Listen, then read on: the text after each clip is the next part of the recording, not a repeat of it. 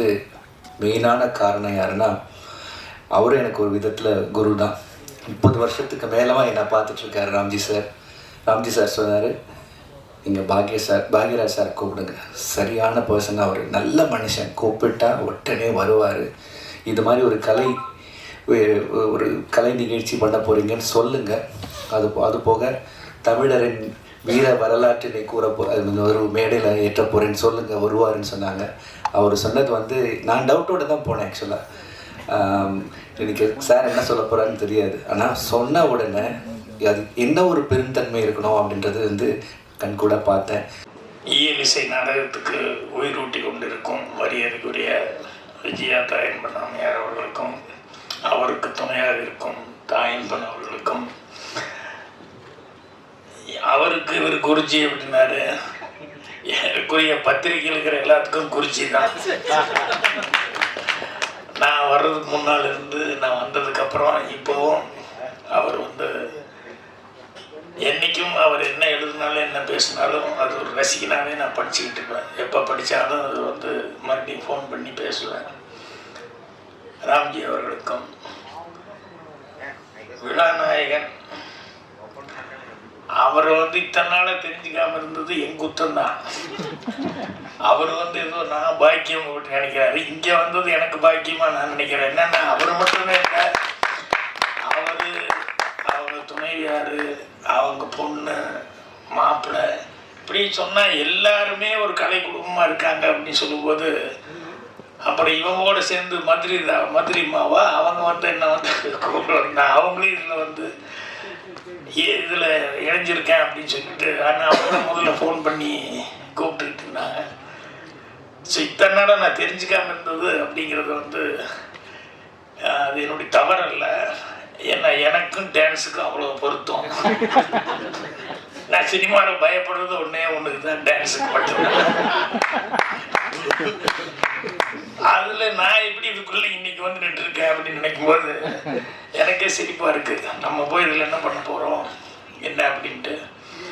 ஆனால் அவர் வந்து அவங்க ஃபோன் பண்ணி நேற்றே பேசிகிட்டு இருந்தாங்க. அப்புறம் இன்றைக்கி வந்து பார்க்கணும், இன்விடேஷன் கொடுக்கணும் அப்படின்னாங்க.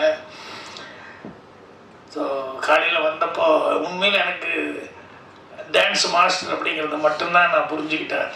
அவங்க இன்விடேஷன் கொடுக்கும்போது அவங்களும் அந்த நடன இதில் இருக்காங்க அப்படின்னு சொல்லி தெரிஞ்சுக்கிட்டேன். பட்டு இவ்வளவு விஷயங்கள் அவங்க குடும்பமே எவ்வளோ ஓல்டு ரெக்கார்டெல்லாம் பண்ணியிருக்காங்க அப்படின்னு சொல்லும்போது நான் உண்மையிலே தெரிஞ்சுக்காம இருந்தது எனக்கு. ஆனால் பூர்ணிமாவுக்கு தெரிஞ்சிருக்கு. ஆனால் அவங்க கரெக்டாக யார் இதில் இருக்காங்க என்னங்கிறதெல்லாம் கரெக்டாக தெரிஞ்சு வச்சுருக்காங்க. இப்போ இங்கே வந்ததுக்கப்புறம் தான் இந்த நாடகத்தை, அந்த வாயு புத்திரா, அது இந்த சகுந்தரா, இதெல்லாம் பார்க்கும்போது அதனுடைய இது ஏற்கனவே நடத்துனது எங்கெங்கேயோ ஃபாரின்லாம் நடத்திருக்காங்க. அதை பார்க்கும்போது தான் இவ்வளோ பிரம்மாண்டமாக என்னென்னமோ சர்க்கஸ், என்னென்னமோ டெக்னிக்கெல்லாம் யூஸ் பண்ணி என்னென்னமோ பண்ணியிருக்காரு அப்படின்னு சொல்லும்போது, இப்போ எனக்கு இந்த 7ஆம் தேதி இது மிஸ் பண்ணாமல் பார்க்கணுமே அப்படிங்கிற லெவலுக்கு. ஏன்னா அதில் வந்து புதிய ஸ்டேஜ் கொண்டு வர்றேன், இதை கொண்டு வர்றேன் அப்படின்னு சொல்லிட்டு எல்லாத்தையுமே எடுத்துகிட்டு வர்றேன் அப்படின்றாரு. அப்புறம் இந்த டூயிலெல்லாம் அதான், அது எப்படி அவங்க மேடம் பேசும்போது கூட சொன்னாங்க, அது ரொம்ப பாராட்டி டூயிலோட நாடகத்தில் எப்படி கொண்டாங்க. அது எனக்கு ரொம்ப காமெடி. என்னென்னா சினிமாலேயே ரொம்ப கஷ்டம் இந்த டூயில் ரோல் அப்படிங்கிறது. எனக்கு வந்து கதையை நான் கிரியேட் பண்ணிட்டேன். ஒரு கைதியின் டைரி, அதாவது ஆக்ரேஸ்டா ஹிந்தியில் நான் எடுத்தேன், தமிழில் வந்து எங்கள் டைரக்டர் எடுத்தார். அதில் டூயில் ரோல் வர்ற மாதிரி நான் வந்து கதையை கிரியேட் பண்ணிட்டேன். அப்புறம் டூயில் ரோல் 2 பேரும் மீட் பண்ணிக்கிற மாதிரி சீக்வன்ஸையும் நல்ல, ஏன்னா டூயல் ரோல்னு இருந்தாலே அவங்க 2 பேரும் மீட் பண்ணிக்கிட்டா தான் அது சுவாரஸ்யமாக இருக்கும். அதனால் மீட் பண்ணிக்கிற மாதிரி ஒரு 3 காட்சிகளை வந்து கிரியேட் பண்ணிட்டேன். அந்த 2 காட்சியை 3 காட்சியை கிரியேட் பண்ணிட்டேன். அதுக்கப்புறம் ஷூட்டிங்கில் வந்து அப்போ என்னென்னா கைதின் டைரி அப்போல்லாம் நான் வந்து தனியாக வந்து படம் முந்தான முடிச்ச வரைக்கும் எல்லா படமும் நான் வந்து தனியாக எடுத்துக்கிட்டு இருக்கிறேன். அதனால் இந்த படத்துக்கு ஷூட்டிங்க்கு கதை வசனம் மட்டும் நான் எழுதி கொடுத்துட்டு நான் ஷூட்டிங் போக முடியல. அதனால் இந்த டூயல் ரோடெல்லாம் எப்படி எடுக்கிறாங்க என்ன அப்படிங்கிறது வந்து பார்க்குறதுக்கான சான்ஸ் இல்லை. சினிமாவில் பார்த்துருக்கும் ஒழிய அதை எப்படி எடுக்கிறாங்க அப்படிங்கிறது இருக்க அது எனக்கு தெரியல.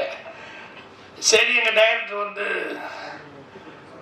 அவர்கிட்ட கொடுத்துட்டா அவர் படம் முடிஞ்சது. ஆனால் அவர் பாருங்கள், அந்த டூயல் ரோல் சீனுக்குள்ள முக்கியமான சீன் அவர் எடுக்கவே இல்லை, அவர் விட்டார். என்னென்ன அட போய் அது வழக்கம் போல் இருக்கு, டூயல் ரோல் நான் விட்டுட்டியா அப்படின்னாரு. இல்லை சார், டூயல் ரோல்னு இருந்தாலே 2 பேரும் சந்திச்சா தான் சார் இன்ட்ரெஸ்டிங்கு அப்படின்னு சொல்லிட்டு அப்புறம் நான் வந்து என்னோட அதே ஹிந்தியில் நான் பண்ணும்போது அந்த டூயல் ரோல் சீன்லாம் எடுக்கலான்னு சொல்லிட்டு போனேன். இப்போ எனக்கு ஒரே காம்ப்ளெக்ஸ் என்னென்னா, நான் டூயல் ரோல் எப்படி எடுக்கிறது நான் பார்த்ததும் இல்லை, எப்படி எடுக்கிறாங்கன்னு. எங்கள் டைரக்டரும் எடுக்கல, அந்த ஷூட்டிங் அட்டன் பண்ணல. ஸோ என்னடா பண்ணுறது, இன்றைக்கி இந்த சீன் எடுத்தாங்கன்னு திருன்னு முழிச்சிட்டு நம்ம படமொழி சொல்லுவாங்களே, சந்தையில் வித்தாடு சொச்சாடு முடிச்சுட்டு இருக்கணும். அந்த மாதிரி அந்த சீன் எடுக்கிறதுக்கு வந்துட்டார், அமிதாப் பண்ணிட்டார், கேமராமேன் வந்துட்டார். என்ன சாட்டு சொல்லி எப்படி இதை சரி ஓப்பனாக சொல்லிடலாம், நமக்கு கேமராமேன்கிட்ட சொல்லி அது எப்படின்னு நீங்களே எடுங்க கோபால் ரெட்டி அப்படிங்கிற அளவுக்கு சொல்லிடலாம் அப்படின்னு உட்காந்துருந்தேன். வந்தோடனே அமிதாப் அவர்கள் வந்து அவர் கோபால் ரெட்டிக்கிட்ட வந்து கேட்குறாரு, today going to take mass shot no அப்படின்னா, நாம் டூயல் ரோல் எடுக்க போகிறோம் அப்படின்னு. அவர் உடனே கேட்குறாரு, which is convenient to you Gopal Reddy அப்படின்னு கேமராமேன் கேட்குறாரு. அவர் வந்து sir light mask that is better for me அப்படிங்கிறாரு. எனக்கு ஒன்றும் புரியல, லைட் மாஸ்க் இது வேறு இருக்கா அப்படின்னு சொல்லி முடிச்சுட்டு உட்காந்துருக்கேன். அப்புறம் அமிதாப் அவர்கள் வந்து no you go for dubbing first that is convenient to me அப்படின்னாரு. No sir, it is indoor light mask அப்படின்னு சொல்லிட்டு இவர் அதை சொல்லிட்டு இருக்காரு, அவர் அதை சொல்லிட்டு இருக்காரு. ரெண்டும் தெரியாமல் நான் அப்படியே முடிச்சுட்டு உட்காந்துருந்தேன். அப்புறம் மெல்ல அமிதாப் என்ன பார்த்தாரு, captain of the ship is here, why we are arguing sir, which you prefer அப்படின்னாரு. எனக்கு தெரியல, which is convenient to you அப்படின்னு கேட்டேன். அவர் லைட் மாஸ்க் வில் கோ அப்படின்ட்டேன். உடனே கேமராமேன் அவர் வைக்கும்போது அப்போ தான் வைக்காமமாக பார்த்துட்டுருக்கிறேன். லைட் மாஸ்க்குன்னா என்ன பண்ணுறாங்க, அதை வந்து இவ்வளோ ஒட்டி பேப்பர் ஒரு பக்கம் ஒட்டிட்டு அதுக்கப்புறம் எடுக்க ஆரம்பிக்கும்போது ஒரு பக்கம் டார்க் பண்ணிவிட்டு அதுக்கப்புறம் எடுக்கிறாங்க. ஓ, இதுதான் லைட் மாஸ்க் போல் இருக்குது அப்படின்னு. அதுக்கப்புறம் பார்த்தா ஒரு 2 கேரக்டருக்கும் டப்பிங் இவரே பேசிட்டு அதை வந்து நாகரால வந்து ரெக்கார்டு பண்ணிவிட்டு அந்த டைமிங்க்கு வந்து கரெக்டாக இது பண்ணார் அப்படின்னு சொல்லிட்டு இதை பார்த்து இதுதான் டூயல் ரோல் எடுக்கிறது பற்றி தானே அப்படின்னு சொல்லி தெரிஞ்சுக்கிட்டு அதுக்கப்புறமா வந்து அந்த வித்தம் தெரிஞ்சிருச்சு அப்படின்னு ஒன்று. அப்புறம் அவுட்டோரில் எடுக்கும்போது கிரேவியார்டு சீன் எடுத்தேன் அவுட்டோரில். அந்த சீன் எடுக்கும்போது நான் ஒரு ஷார்ட் கன்சீவ் பண்ணி சொன்னேன். அப்போ அவங்க வந்து சொன்னாங்க, சார் இது என்ன டூயல் ரோலுக்கு இவ்வளோ பெருசாக லென்த்தாக இப்படிலாம் கன்சீவ் பண்ணால் கஷ்டம் அப்படின்னு. இல்லை ஈஸி அப்படின்னு சொல்லிட்டு நான் அதுக்குள்ளே பூந்துக்கிட்டு இப்படி பண்ணலாம் அப்படி பண்ணலான்னு சொல்லும்போது, சரி ஒரு பெரிய இதில் ரொம்ப பர்ஃபெக்டாக இருக்கீங்க நீங்கள், எனக்கு தானே தெரியும் நான் எதுவும் பர்ஃபெக்டாக இதை பார்த்தா கற்றுக்கிட்டேன் அப்படின்ட்டு. ஸோ அந்த மாதிரி அதில் கரையேறதுக்குள்ளே போதும் ஆகி போச்சு. அதனால் அதை எடுத்து எடிட்டிங் பண்ணி அதுக்கப்புறம் கட் பண்ணி பார்த்துட்டு அவர் வந்து ரொம்ப ஆச்சரியப்பட்டு அந்த எடிட்டிங் அந்த கட்டிங் 2 பேர் பேசுகிறது, அந்த கட் பண்ணுறது, கொடுக்கறது, அவர் வாங்குறது, அது இதெல்லாம் அந்த எடிட்டிங் ரியலி இஸ் ஜீனியஸ் அப்படிங்கிற மாதிரி வந்து அமிதாப் பச்சன் அவர்கள் வந்து ரொம்ப பாராட்டினார். காலையில் நான் இல்லை செட்டில், ஆனால் வர்றதுக்கு முன்னாடியே அவர் வந்து எல்லாத்தையும் ரொம்ப நேற்று ரஷ் பார்த்தா ரொம்ப பிடிச்சிருந்தது அப்படின்னு சொன்னார். அதே மாதிரி புரட்சித்தலைவர் எம்ஜிஆர் அவர்கள் அவர் படம் பார்த்துட்டு அவர் கடைசியில் ஒன்னார் அப்படியே சைலண்டாக உட்காந்துருந்தார். என்னடா படம் முடிஞ்சு எப்படி உட்காந்துருக்காருன்னு பார்த்தேன். அப்புறம் பார்த்தா அவர் சொன்னார், இல்லை நான் 2 ரோல் இல்லை 3 ரோல் கூட நான் பண்ணேன், ஆனால் இந்த படத்தை பார்க்கும்போது 2 ஆள் நடித்த மாதிரியே இருந்தவுடைய இது ஒரே ஆள் டூயல் ரோல் பண்ண மாதிரி இல்லை அப்படின்னு சொல்லி அவ்வளோ அந்த சீன்ஸில் வரக்கூடியது அந்த எடிட்டிங் எல்லாம் வந்து பார்க்கும்போது 2 ஆள் உண்மையிலேயே அப்பா உங்களுடைய நடிச்ச மாதிரி இருந்தது அப்படின்னு சொல்லிட்டு அவர் ரொம்ப அப்ரிசியேட் பண்ணி சொன்னார். எனக்கு அது ரொம்ப ரொம்ப சந்தோஷமாக இருந்தது. இது டூயல் ரோல்னு சொன்னோம். இனிமேல் இவர் நாடகத்தில் இப்படி பண்ணியிருப்பாருன்னு இப்போ அப்படியே கன்ஃபியூஷன் ஆகிட்டு இருக்கு. ஏன்னா சினிமாவுக்கு எடுக்கிறதுக்கு இப்படிலாம் தெரியும். பட் நாடகத்துக்கு அதை ஒரு ஸ்டேஜில் பண்ணியிருக்கணும் அப்படின்னா எப்படி கவுண்டர் டைலாக் பேசியிருக்க முடியும் அப்படிங்கிறது வந்து எல்லாமே அது ஒன்று தெரிஞ்சுக்கிட்டோம்னா அப்புறம் ஒவ்வொன்று இது பண்ண. அன்னைக்கு கூட என்னோட 50வது வருஷம் அந்த இதுக்கு வந்து ஏஐ பண்ணியிருந்தோம். ஏஐ பண்ணதில் எம்ஜிஆர் அவர்கள் பேசுவாங்க. அதுக்கப்புறம் கட் பண்ணி நான் கொஞ்சம் ஒன்று பேசுவேன். அப்புறம் வந்து நம்பியார் அண்ணன் பேசுவார். அப்போ நம்பியார் அண்ணன் ஏப்பா பாக்யராஜன் என்கிட்ட பேசி கேட்பார். நான் உடனே இங்கேருந்துட்டே பதில் சொல்லுவேன், இல்லைப்பா நீ அதெல்லாம் உங்கள் பெருந்தன்மை. இல்லைண்ணே இப்படி தானே அப்படின்னு பார்த்தா சினிமா ஷாட் எடுத்த மாதிரியே நான் ஸ்டேஜ்லேருந்து பேசிகிட்டு இருப்பேன், அவர் வந்து ஏஐயில் பேசிகிட்டு இருப்பார். இது சத்யராஜோட பார்த்துட்டு ரொம்ப அப்ரிஷியேட் பண்ணி எல்லாம் ஏஐயில் அவங்கவுங்க தனித்தனியாக பேசுறது எடுப்பாங்க. பாக்யராஜ் சார் எப்படி ஸ்டேஜ்லேருந்து பேசுகிறாரு, அவங்க கவுண்டர் கொடுத்து பேசி 2 பேரும் எப்படி பேசுகிறாங்க, எனக்கு ஒரே ஆச்சரியமாக இருக்குது அப்படிங்கிற மாதிரி சொன்னார். இந்த மாதிரி அந்த வித்தை கற்றுக்கிற வரைக்கும் கொஞ்சம் கஷ்டம். அப்புறம் மூளையை படுத்தினோம்னா கண்டிப்பாக பெட்டர்மெண்ட்டாக நிறையா பண்ண முடியும். அதனால் இப்போ இவருக்கு அந்த டூயல் லெவல் எப்படி பண்ணார் அப்படிங்கும்போது அவர்கிட்ட எப்படினாலும் இதெல்லாம் வச்சுருப்பாங்க, சிடி அது இதெல்லாம் இருக்கும். அதனால் அது அவசியம் வாங்கி பார்க்கணும் அப்படிங்கிற மாதிரி இருந்தது. ஏன்னா ஒவ்வொன்றும் நாம் இவரை பற்றி சொல்லுவாங்க, ஆர்எஸ் மனோகர். நான் சினிமாவுக்கு வரும்போது அவர் இதெல்லாம் பார்க்குறதுக்கான வாய்ப்பு இல்லை, நேராக வந்துட்டேன். அதுக்கப்புறம் பார்த்தா அவர் நாடகம் ஒன்றா நிறுத்திட்டார், சினிமாவில் ரிட்டையர்ட் ஆகி. அவருக்கும் அதே மாதிரி ரொம்ப பிரமாதமாக அவரை பற்றி சொல்லுவாங்க, நாடகத்தில் எல்லாம் எப்படிலாம் வித்தியாசமாக பண்ணுவாங்க அப்படின்னு சொல்லிட்டு. அதனால் இப்போ இவரது வந்து பார்க்கணும் அப்படின்னு சொல்லிட்டு சொன்ன மாதிரி அவர் டான்ஸுன்னு நினச்சிக்கிட்டு இருந்தேன். அப்புறம் பார்த்தா மியூசிக்கு, அவர் என்னென்னமோ எல்லா விஷயங்களும் சகலகலாக உள்ள வர இருந்துட்டுருக்காரு. அதில் வீட்டில் இருக்கிறவங்க எல்லாருக்குமே அந்த திறமை இருக்குது அப்படின்னு சொல்லும்போது உண்மையிலேயே ரொம்ப சந்தோஷமாக இருக்குது, மகிழ்ச்சியாக இருக்குது. இந்த மருது சகோதரர்களை பற்றி அவர் எடுக்க போகிறேன்னு சொல்லும்போது எனக்கு எப்படி ஈரிசை நாடகம் நடனமாக டான்ஸில் வந்து இதில் வசனமெல்லாம் இருக்கான்னு கேட்டேன் நான். அதுவும் இருக்குது, டான்ஸ் இருக்குது, பாட்டு இருக்குது, எல்லாமே இருக்குன்னா அவங்க ஃபைட்டும் இருக்குது அப்படின்னு எல்லாம் சொன்னாங்க. இது உண்மையிலேயே இது ஒரு சேலஞ்சான ஒரு சமாச்சாரம். மற்றது எப்படின்னு எனக்கு தெரியல. ஏன்னா மருது சகோதரர்கள் அப்படின்னு சொல்லி அந்த மருது இருவரங்க டைட்டில் வச்சுட்டு இது பண்ணுறதுல அவ்வளவு விஷயங்கள் அவங்கள பற்றி கேள்விப்படும்போது அது அத்தனையும் வந்து ஒரு நாட்டியத்தில் வந்து கொண்டு வந்துட முடியுமா அப்படிங்கிற அளவுக்கு அவ்வளோ விஷயங்கள் அவங்கள பற்றி கேட்கும்போது அவங்க பராக்கிரமங்கள் எல்லாம் வந்து சொல்லும்போது நம்ம என்ன இப்படியெல்லாமா இருந்திருப்பாங்க அப்படின்னு சொல்லிட்டு சொல்கிறாங்க. ஒருத்தர் 6 அடி, ஒருத்தர் 7 அடி, பெரியவர் 7 அடி, சின்னவர் 6 அடி அப்படின்னு சொல்லிட்டு அப்புறம் அவங்களுக்குள்ள பிரிட்டிஷ்காரங்கிட்ட வந்து அவங்களுடைய ஸ்ட்ரென்த் என்ன அப்படின்னு சொல்லி எந்த அளவுக்கு அவங்களுக்கு ஸ்டெமினா இருக்குது அப்படின்னு சொல்லும்போது அதுக்கு ஒரு சின்ன ஒரு சேலஞ்சு மாதிரி அவன் ஒருத்தன் குதிரையில் ஏறிட்டு அவன் அந்த காளையாபுரத்துலேருந்து சிவகங்கை வரைக்கும் போயிட்டு மறுபடியும் சிவகங்கையிலேருந்து காளையாபுரம் வரைக்கும் அவன் குதிரையில் ஓட்டிகிட்டு வர்றான். அந்த குதிரை வேகத்துக்கு மருது பாண்டியன் கூடவே ஓடிருக்கார். அந்த 22 கிலோமீட்டர் வந்து அப்படி போகிறாங்கன்னு சொன்னால் எந்த அளவுக்கு வந்து அவங்களுக்கு அந்த இது இருந்திருக்கும் செமினா. அதே மாதிரி அவன் இங்கிலீஷ்காரன் வந்து அவன் வந்து அப்போ முதல்ல ஃப்ரெண்ட்லியாக இருந்திருக்கான். அப்போ வந்து இவங்க கூட அவங்க பெரிய ஃபைட்டுக்கிட்டலாம் இல்லை. என்னென்னா இவங்களுடைய பராக்கிரமங்கள் இந்த மாதிரி ஓடுறது, இவங்களுடைய ஸ்ட்ரென்த்து இதெல்லாம் பார்க்கும்போது அவனுக்கே ஆச்சரியமாக இருந்திருக்கு. அதே மாதிரி ஒரு தடவை வந்து ஹண்டிங்கில் எங்கேயோ போகும்போது டைகர் புலி வந்துருச்சு.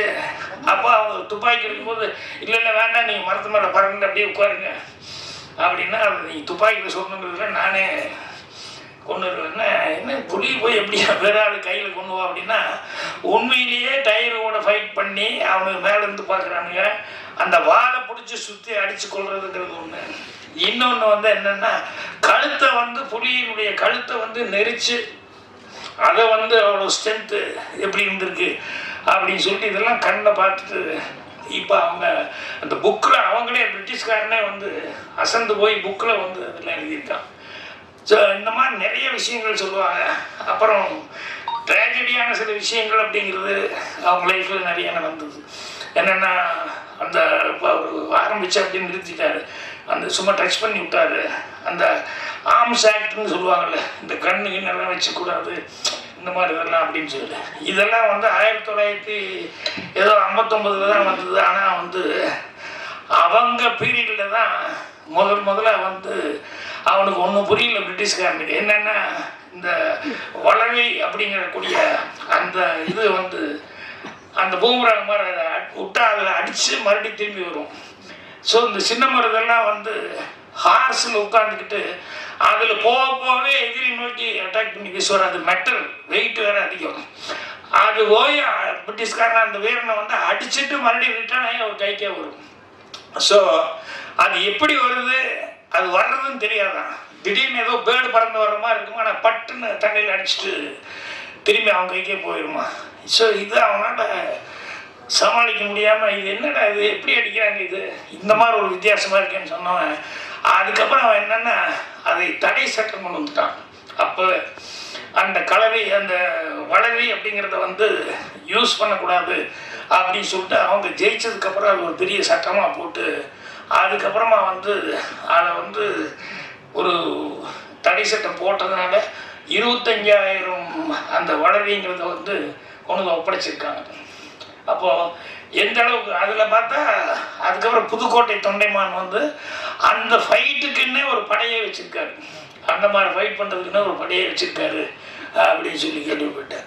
ஸோ இந்த அளவுக்கு வந்து இன்றைக்கும் கூட இந்த கல்லர் மரவர் வந்து இருக்காங்க இல்லையா, அந்த கல்லர்கள் சில வீடுகளில் வந்து பூஜைக்கு வந்து எல்லா சாமானும் வச்சு இது பண்ணுறதுல வந்து அவங்க இந்த வளவி அப்படிங்கிறத வந்து அதை வச்சு பூஜை பண்ணுறாங்க அப்படிங்கிற மாதிரி சொல்லி இப்படி ஒவ்வொரு விஷயமும் அவங்க சொல்லும்போது அவ்வளோ அசத்தலாக இருந்தது.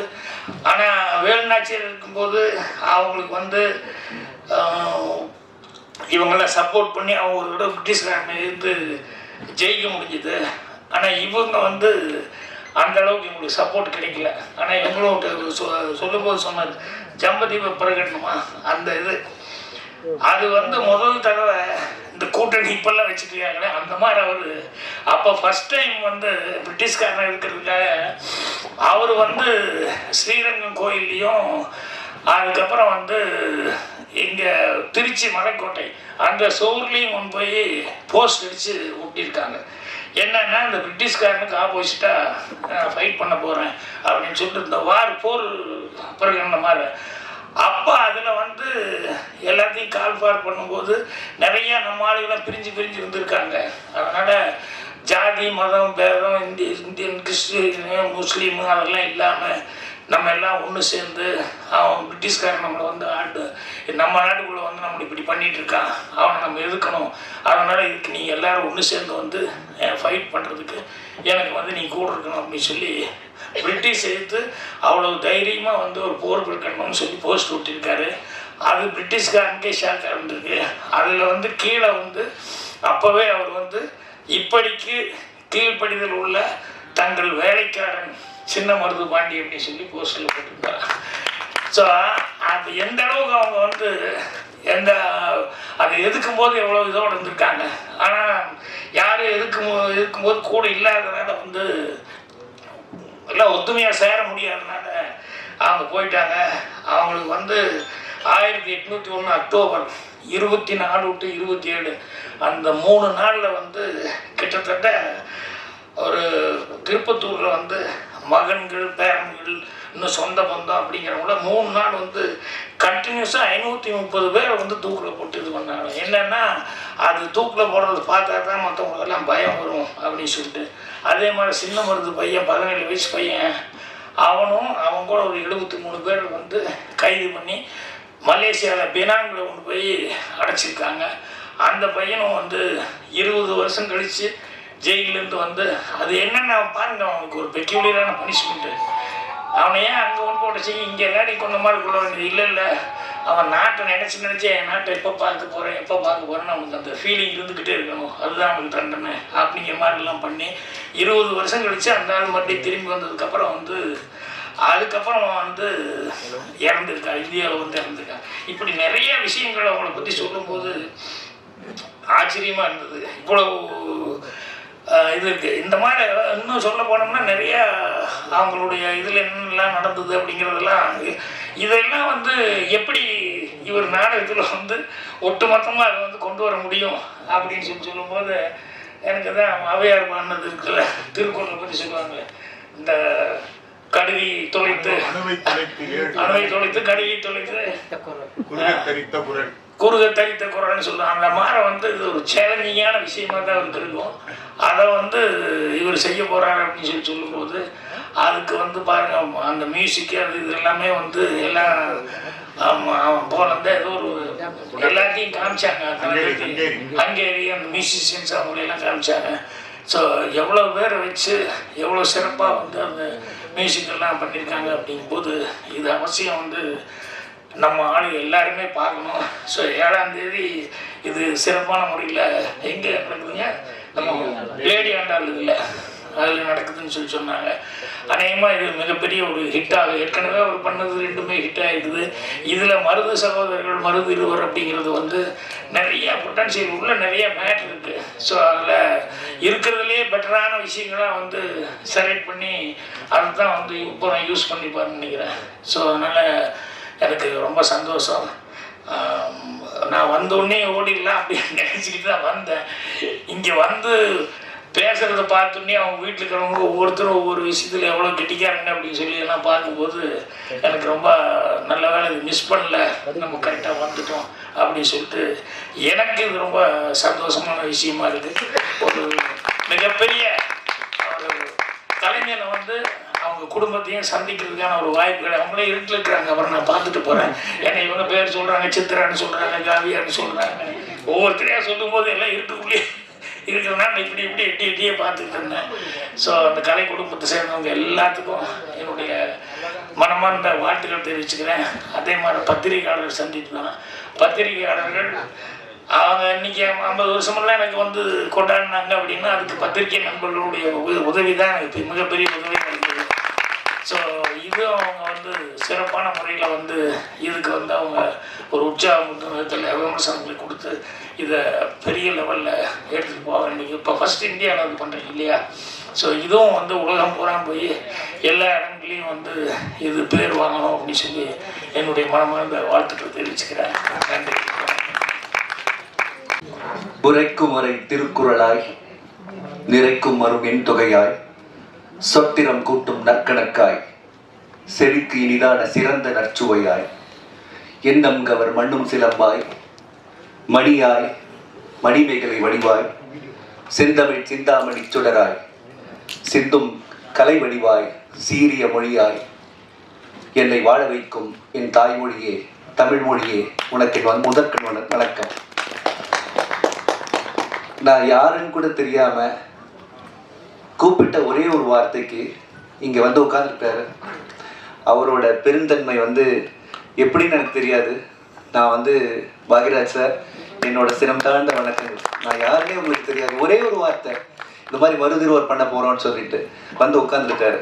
அதுக்கு இதுக்கு நான் என்ன கைமாறு பண்ண போறேன்னு தெரியல. இன்றைய இந்த ஈவெண்ட் ஒரு சிறப்பாக நடக்க வேண்டும் என்பதற்காக உலகத்தில் அதாவது தமிழர் வரலாற்றில் முதலாக தோன்றிய சுதந்திர போராட்ட வீரர்கள் மருது சகோதரர்கள் அவர்களை பற்றிய ஒரு சரித்திர கதையை இயல் இசை நடன வடிவமாக நான் மேடையேற்ற உள்ளேன் 7ஆம் தேதி பிப்ரவரி மாதம். அதற்காக எனக்கு அதாவது அன்பு உள்ளம் காட்டி ஆதரவு நல்குவதற்காக ஒரு 4 பேர் கூப்பிட்டுருக்கேன். முதல்ல வந்து இயல் இசை நாடக மன்றத்தின் உறுப்பினர் செயலாளர் திருமதி விஜயா தாயன்பன் அம்மா அவர்கள் மேடைக்கு வருமாறு தங்களை அழைக்கின்றேன். அடுத்தது தாயன்பன் சார் மியூசிக்கில் வந்து ஒரு பெரிய எக்ஸ்பீரியன்ஸ் ஆர்டிஸ்ட், அவரும் இந்த மேடைக்கு கூப்பிடுறேன். என்னை வந்துட்டு என்னோட வளர்ச்சியை 30 வருடங்களுக்கு மேலாக கண்டு என்னை ஆசீர்வதித்து கொண்டிருக்கும் ராம்ஜி சார் நீங்கள் மேடைக்கு வருமாறு அழைக்கின்றேன். இன்றைய கதாநாயகர் எனது அழைப்பை ஏற்று இந்த நிகழ்ச்சிக்கு வந்திருக்கும் இயக்குனர், அவர்கிட்ட என்ன டேலண்ட் இல்லை, இன்ஸ்பிரேஷன் சார். நீங்கள் எங்களுக்கெல்லாம் எங்களை மாதிரி இளம் தலைமுறைக்கு நீங்கள் இன்ஸ்பிரேஷன், என்ன இன்ஸ்பிரேஷனாக இருக்கிறீங்க. இன்னைக்கும் ஹீரோ தான் அவர். நான் தான் சொன்னேன், நான் இன்னைக்கும் ஹீரோ தான் சார். உங்களை மேடைக்கு அழைப்பதில் ரொம்ப பெருமைப்படுகின்றேன்.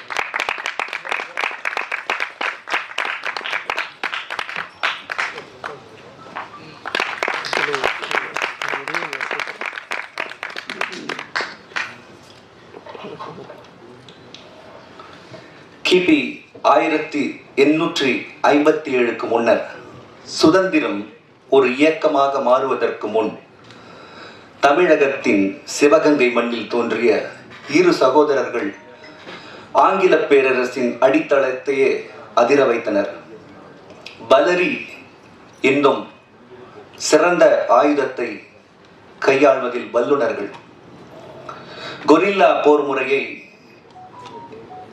தமிழகத்தில் முதலாக அறிமுகப்படுத்திய போர் வீரர்கள்.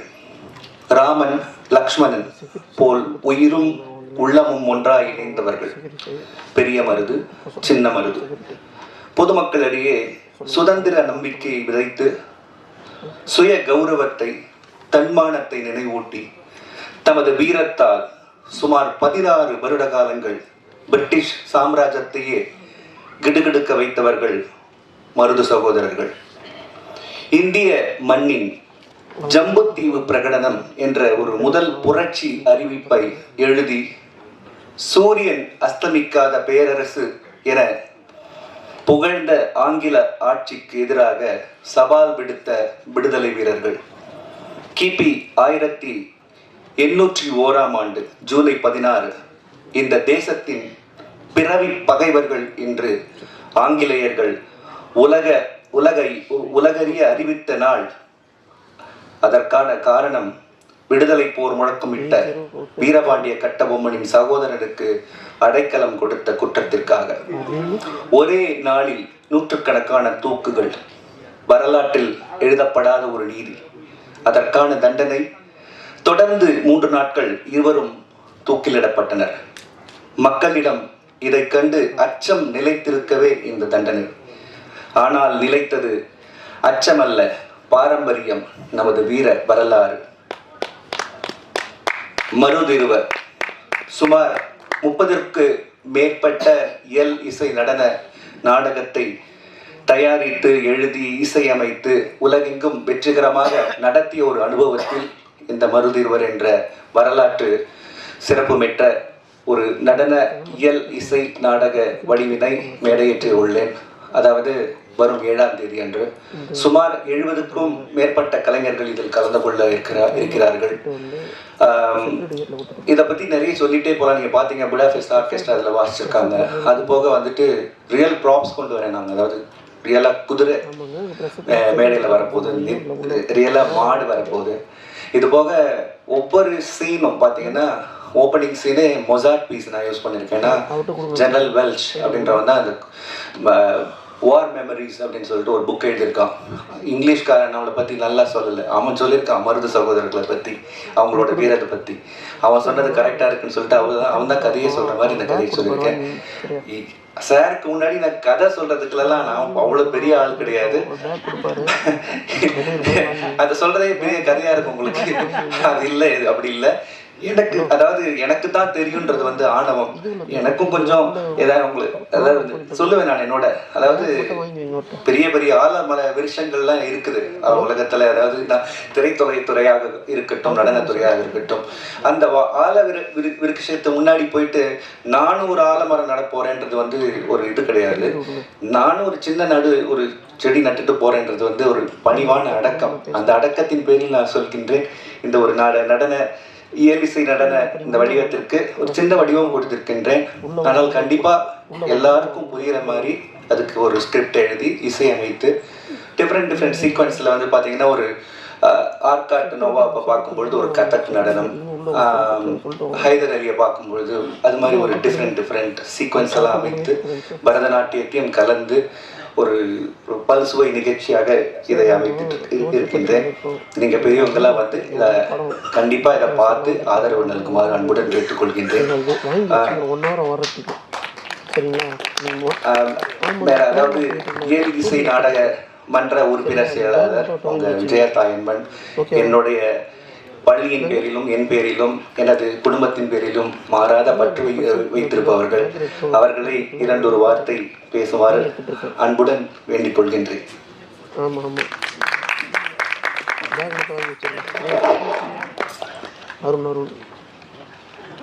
அருண்குமார் சகல கலா வல்லவர் இன்றைய நிகழ்ச்சியின் நாயகர் அருமை சகோதரர் மதுரை முரளிதரன் அவர்களே, இங்கே மேடையிலே வீற்றிருக்கின்ற திரைக்கதை, சினிமானா திரைக்கதை எப்படி இருக்கணும்னு ஒரு ரெக்கார்ட் பிரேக்கை ஏற்படுத்தின பெரும் மதிப்பிற்குரிய இயக்குனர் பாக்யராஜ் அவர்களே, அருமை மரியாதைக்குரிய மக்கள் குரல் ராம்ஜி அவர்களே, என்னுடைய துணைவர் இசையமைப்பாளர் கலைமாமணி தாயன்பன் அவர்களே, என் உடன்பிறவா சகோதரி சித்ரா முரளிதரன் அவர்களே, நான் மிகவும் பெரிய ஃபேன். யாருக்குன்னா முரளிதர் சாருடைய பொண்ணு காவ்யா, அப்படிப்பட்ட ஒரு டான்சர்.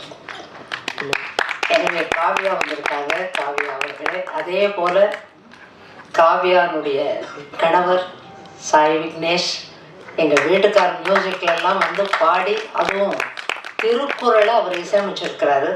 பல திருக்குறளை எடுத்து பல்வேறு ராகங்களில் இசையமைச்சதை தம்பி வந்து பாடி கலக்கிட்டார். அவ்வளோ பிரமாதமாக.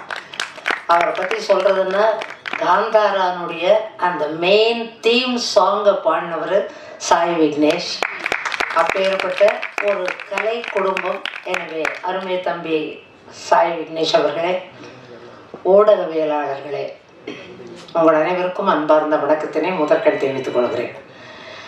இல்லை, இந்த பிரசாத் தேட்டருக்கு நான் நிறைய தடவை வந்திருக்கேன். எங்கள் வீட்டுக்காரர் மியூசிக் பண்ணப்பெல்லாம் வந்திருக்கேன். அதுவும் 70 mm தேட்டரில் 40 பீஸ் 50 பீஸ் ஆர்கெஸ்ட்ராவோட மலையாளத்தில் கொடிகட்டி பிறந்த ராகவன் மாஸ்டருடைய மலையாள படத்துக்கு அவர் அசோசியேட் மியூசிக் டைரக்டராக இருந்தப்போ அங்கே வந்து தாஸ் சாரு, சித்ராம்மா, வாணி ஜெயராம் எல்லாம் பாடும். இப்படி நிறைய இந்த தேட்டருக்கு வந்திருக்கேன். குறும் படங்கள் பார்க்க வந்திருக்கேன், ஃப்யூச்சர் ஃபிலிம் பார்க்க வந்திருக்கேன்.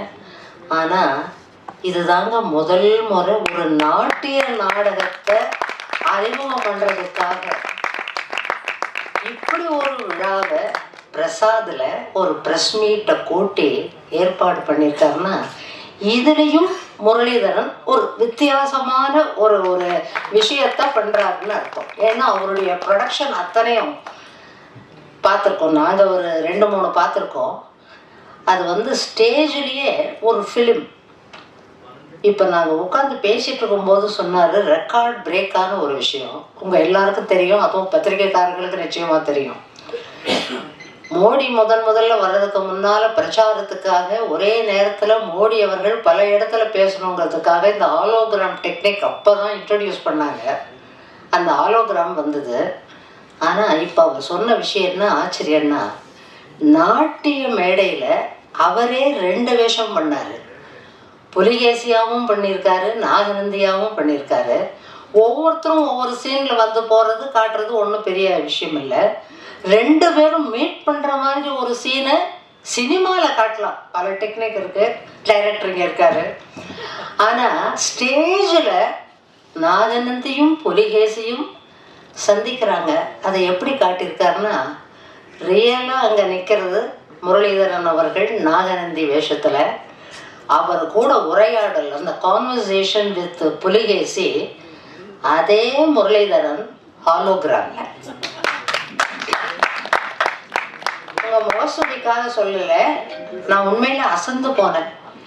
இப்படி ஒரு டெக்னிக்கை நாங்கள்லாம் அரசியலில் இருக்கிறவங்க, அரசியலில் என்ன பண்ணலாம், எந்த டெக்னிக் எப்படி யூஸ் பண்ணலாம், பிரச்சார யுக்தியை எப்படி புதுசாக கையாளலான்னு நாங்கள் யோசிப்போம். ஆனால் நாட்டிய நாடக மேடையில் இப்படி ஒரு டெக்னிக்கை புகுத்தி நீங்கள் பண்ணியிருக்கிறது உண்மையில் Muralitharan sir, hats off to you. Your dedication, your concentration, அந்த அளவுக்கு இந்த கலை மேலே அவ்வளவு பற்று, அவ்வளவு ஆர்வம், எதையாவது சாதிக்கணுங்கிற வெறி. அதன் காரணமாகத்தான் இப்படி நான் நிறைய இயலிசை நாடக மன்ற உறுப்பினர் செயலாளர் அப்படிங்கிற முறையில் நிறைய நாட்டியங்களுக்கு தலைமை தாங்க கூப்பிடுறாங்க, சீஃப் கெஸ்டாக கூப்பிடுறாங்க, போய் அத்தனையும் பார்ப்பேன். சித்ராவுடைய பல ஸ்டூடெண்ட்ஸுடைய எத்தனையோ நாட்டியத்துக்கெல்லாம் நான் போயிருக்கேன், நிறைய பார்த்துருக்கேன். இதில் என்னென்னா சித்ரா ஸ்டூடெண்ட்ஸ் மட்டும் இல்லை, நிறைய பேர் வேரியஸ் டீச்சர்ஸ் ஏதாவது 5 ஐட்டம் அன்றைக்கி பண்ணுறாங்கன்னா அதில் 2 ஐட்டம் முரளிதரன் அவர்கள் இசையமைச்சு கம்போஸ் பண்ணி கோரியோகிராஃப் பண்ண ஐட்டமாக நிச்சயமாக இருக்கும். இந்த வர்ணம் கம்போஸ்ட் பை மதுரை முரளிதரன் அப்படிங்கிற அனௌன்ஸ்மெண்ட்டு பல்வேறு மேடைகளில் நான் பார்த்துருக்கேன். அந்த அளவுக்கு அதிலையும் அவர் திறமை வாய்ந்தவர், நாட்டியம் ஆடுவதிலும் திறமை வாய்ந்தவர், நடிப்பிலும் திறமை வாய்ந்தவர். அதனால்தான் இதை பேலேன்னு சொல்லாமல் நாட்டிய நாடகம்னு சொல்லாமல் மியூசிக்கல் அப்படிங்கிற ஒரு வார்த்தையை சொன்னார். ஒருவேளை இயல் இசை நாடக உறுப்பினர் செயலாளருங்கிறதுனால தான் என்ன இன்னைக்கு கூப்பிட்டாரோ என்னமோ தெரியல. ஏன்னா ரெண்டும் அந்த பேர் ஒற்றுமை அப்படி இருக்கு. அந்த வகையில் மிக சிறப்பான ஒரு கலைஞர். அதுவும் இந்த மருதிருவர் எனக்கு ரொம்ப கவர்ந்தது. மருது சகோதரர்கள்ட்டு நாம் நிறைய அட்ரஸ் பண்ணுவோம் சொல்லுவோம், மருது பாண்டியர்கள்னு அட்ரஸ் பண்ணுவோம் சொல்லுவோம். ஆனால் அந்த சகோதரர்களை அழகான அந்த தமிழில் அந்த யூசேஜ் இருக்கே, மருதிருவர். ஆஹா, எக்ஸலண்ட். அந்த வார்த்தையே அந்த டைட்டிலே எனக்கு ரொம்ப பிடிச்சது. இப்படி நானே சொல்லிட்டு போனால் டைரக்டர்லாம் இருக்காங்க பேசுறதுக்கு. முரளிதரன் சாருக்கு என் மனமார்ந்த நல் வாழ்த்துக்களை இந்த நேரத்தில் நான் தெரிவிச்சுக்கிறேன். உலகம் பூரா போய் பரத கலையை தமிழ் பண்பாட்டை வளர்க்குறதுக்காக நீங்கள் எவ்வளவோ முயற்சிகளை மேற்கொண்டிருக்கிறீங்க. உங்கள் முயற்சிகள் தொடரட்டும், மென்மேலும் வெற்றிகள் உங்களுக்கு வந்து குவியட்டும் என வாழ்த்தி இந்த அருமையான வாய்ப்புக்கு நன்றி கூறி விடைபெறுகிறேன். நன்றி, வணக்கம்.